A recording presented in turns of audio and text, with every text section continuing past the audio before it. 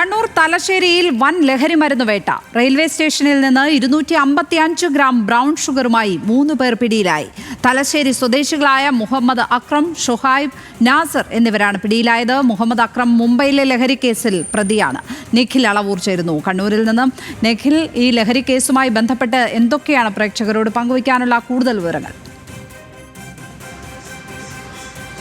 ലക്ഷ്മി പത്മ, വിപണിയിൽ 12 ലക്ഷം രൂപ വിലമതിക്കുന്ന 258 ഗ്രാം ബ്രൗൺ ഷുഗറാണ് തലശ്ശേരി റെയിൽവേ സ്റ്റേഷനിൽ നിന്ന് പിടികൂടിയിരിക്കുന്നത്. പോലീസിന് ലഭിച്ച രഹസ്യ വിവരത്തെ തുടർന്നാണ് ഇന്ന് രാവിലെ നേത്രാവതി എക്സ്പ്രസിലെത്തിയ 3 പേരിൽ നിന്നായി ഈ ലഹരി വസ്തുക്കൾ പിടിച്ചിരിക്കുന്നത്. തലശ്ശേരി സ്വദേശികളായ മുഹമ്മദ് അക്രം, ഷുഹൈബ്, നാസർ എന്നിവരാണ് പിടിയിലായത്. ഏറ്റവും പ്രധാനപ്പെട്ട കാര്യം, ഇതിൽ മുഹമ്മദ് അക്രം മുംബൈയിൽ ലഹരി കേസിലെ പ്രതിയാണ്. ഇയാൾ സ്ഥിരമായി ഇത്തരത്തിൽ ലഹരി കച്ചവടം നടത്തുന്നയാളാണ് എന്ന് പോലീസിന് വിവരം ലഭിച്ചിട്ടുണ്ട്. മറ്റ് 2 പേരും പ്രാദേശികമായി ഇത്തരത്തിൽ ലഹരി വിൽപ്പന നടത്തുന്നവർ തന്നെയാണ്. പക്ഷേ ഇരുവർക്കുമെതിരെ ഇതുവരെയും കേസെടുക്കുന്ന ഒരു സാഹചര്യം ഉണ്ടായിരുന്നില്ല. ഇതാദ്യമായാണ് ഇവർ പിടിയിലാകുന്നത്.